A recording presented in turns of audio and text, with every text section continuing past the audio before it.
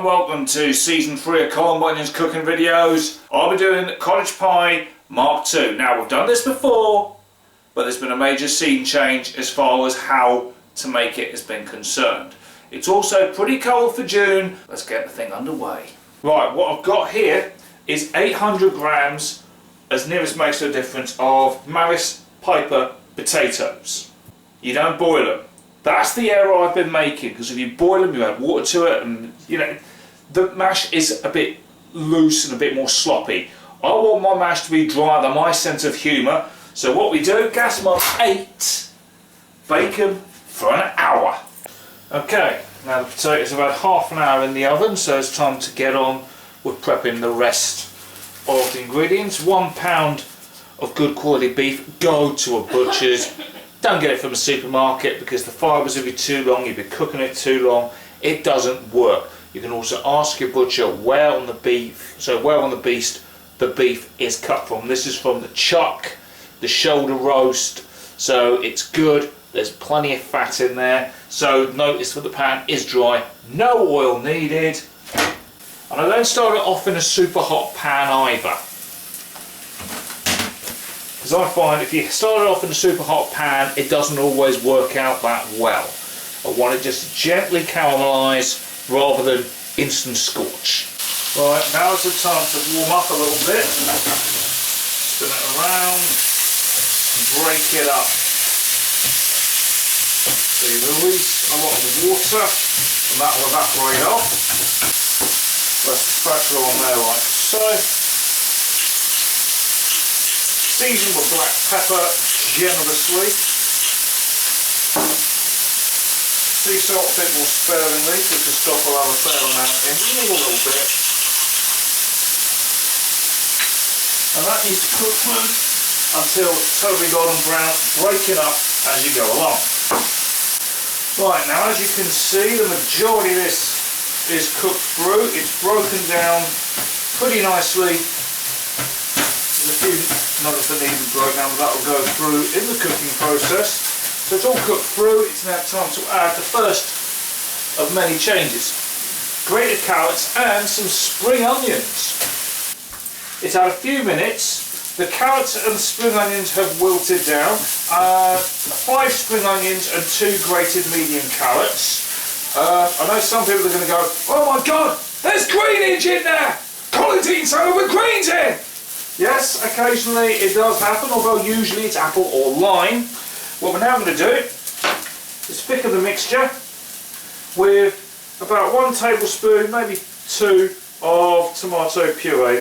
That gets stirred in and cooked out for 4 to 5 minutes. Otherwise you'll end up with that really tart flavour, and you don't want that.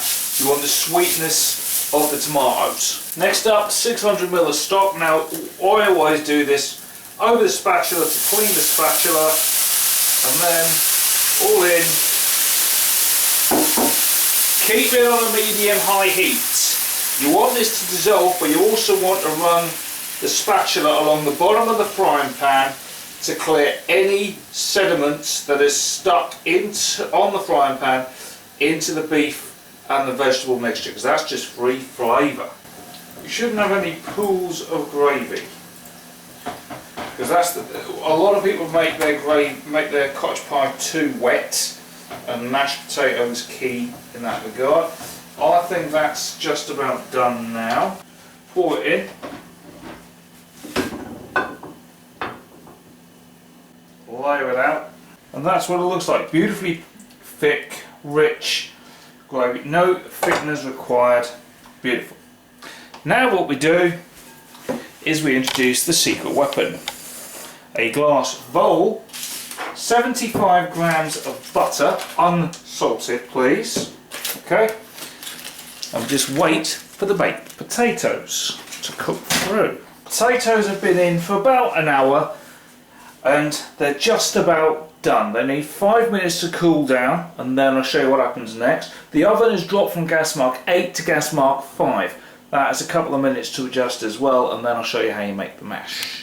They've had 5 minutes to cool these potatoes. Now that's not just to prevent my hands from burning, it's also because the inside of the potato will shrink slightly and make it easier to get out. I've also added salt and pepper to the butter, and the butter's at the bottom of the bowl, getting to room temperature, so when it gets hit with the hot potatoes, it'll melt. Now, slice it off. Right, look at all that steam. Can't work mirror things, that's what it should be like. And then you take a spoon, right, and you scoop out. Right, you take a spoon and you scoop out the potato. If the skin falls in, just take it back out, it's not fatal. Now you don't want any potato skins in there. But all that steam is melting the butter already. Now if you have 800 grams of potatoes, you'll have 750 grams approx of mashed potato before you add your butter. Now the butter I've added about 100 grams, just shy of, so there's a fair amount in there, but this will serve 4 generous portions. Just break it up. It'll take a minute or so to mash. The butter will fold in.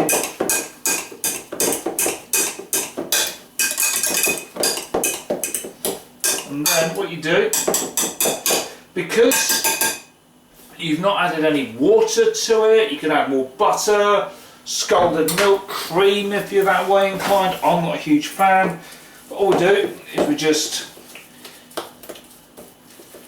give it a mix. Some people put egg yolks in there as well to crisp up. I don't think it's necessary because the heat of the oven will do that for you. Look at that.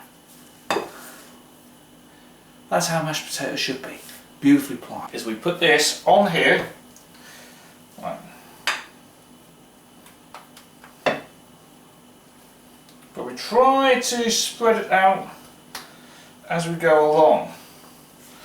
Too often cottage pies have got far too much mashed potato on them, and because it's so dry as well, it'll absorb the gravy more, so you get a better quality. That goes in the oven, goes about 5-30 minutes. I'll see you what it's like when it's out. I mean, you've got gravy bubbling on the outside of the plate just starting to crisp nicely. That smells absolutely stunning. Where's my candle? Because the potato is a lot more dense as well, you can even, just picking it up, look at that, in one go, proper old school cottage pie serving. Look at this gravy as well, that is thick, luscious gravy. Alright, now, get my face in the camera, not often this happens.